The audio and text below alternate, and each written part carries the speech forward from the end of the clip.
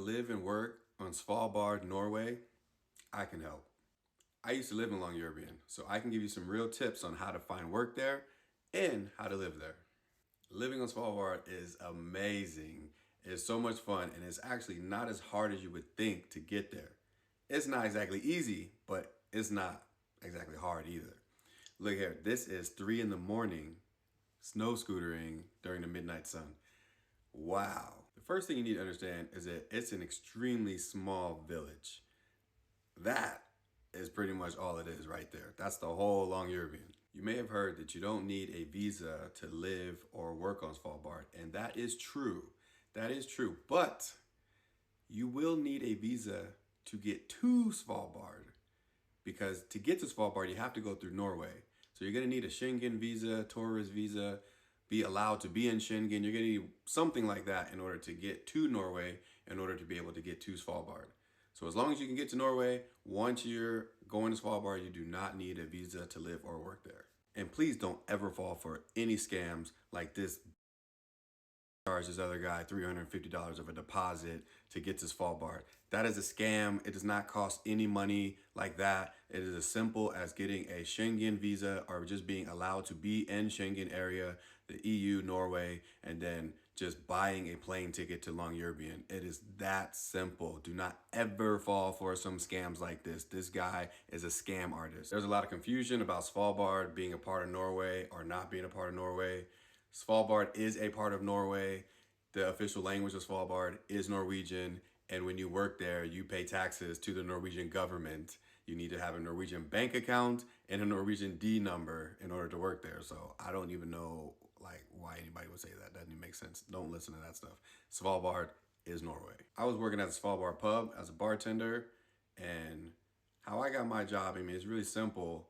These bars, these businesses, these hotels, they're not secrets. You can easily find them on Google Maps, online, whatever. Just search for them.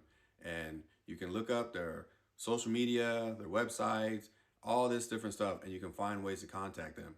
And then you ask them if they're hiring or when they're going to be hiring or when they're going to have jobs open. I mean, this is as simple as it is. That's what I did. I was in New York City at the time, and I was trying to figure out what to do. And I just went online and just Googled it. You do need to understand that it is very seasonal there. And the high season of Longyearbyen starts on March 1st. So they're going to be hiring for people January, February, looking to lock in employees for that season. So if you're coming after March 1st, it's going to be way less of a chance for you to find work than if you're applying for trying to find work in January. And then you're just going to have to wait till next year. I mean, Longyearbyen, Svalbard, Longyearbyen is not big. So there's only a small amount of jobs, and there are already people living there and working there now. So those people are going to be coming back for the next year, or those people live there permanently. So unless people leave and then they need a whole bunch of workers, I mean, there's just not a lot of jobs. So if there is 50 jobs and 10,000 people trying to find a job, then everyone's not going to be able to get a job. So sometimes people say, oh, you know, I've been emailing companies. They didn't email me back. I don't know what to tell you, bro. All you can do is keep trying. And as for housing, there's not very many housing options there either. Housing is going to come from your employer. So there's limited apartments, and they're all owned by all the companies out there and then subleased to you. So when I showed up, the people from the bar, they came and picked me up from the airport, and they drove me to my apartment. And they were like, yo, here's your apartment. There's a tour of my apartment on my channel here. Just look for the videos. You can find it, you know, all over the internet. But yeah, that's how it is. And then you will get paid. And normally, this is how it worked for me. They will take the rent out of your pay already before you even get your paycheck.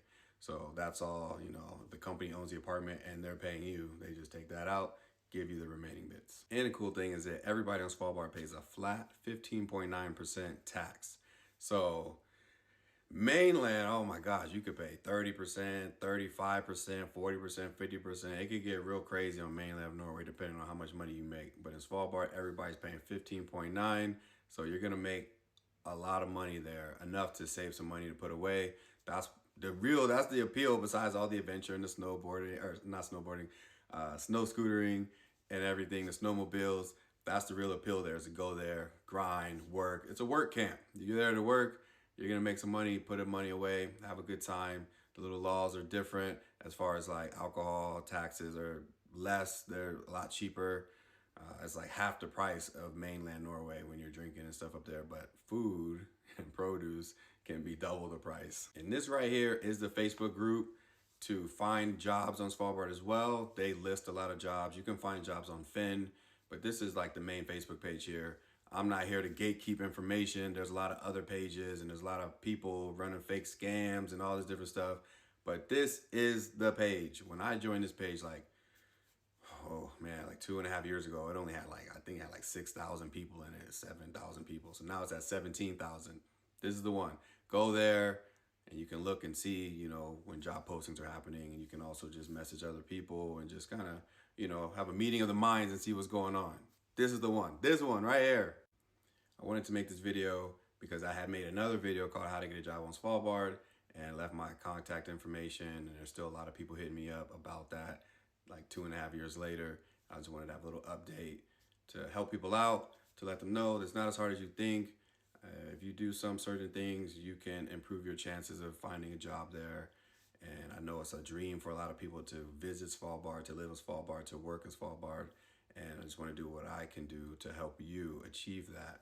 And like I said, it's never any money. I would never accept any money from anybody trying to just achieve and chase their dreams. Because at one point it was me trying to live on Svalbard and I figured it out. And now I'm just trying to help anybody else that would like to go. It's a really cool adventure and you'll have a great time. So if you have any questions, now put them in the comments and I'll get back to you. Svalbard was one of the greatest adventures of my life. And I want you to have the greatest adventure of your life if you're trying to get there. Look at that. Even made the newspaper. Hey.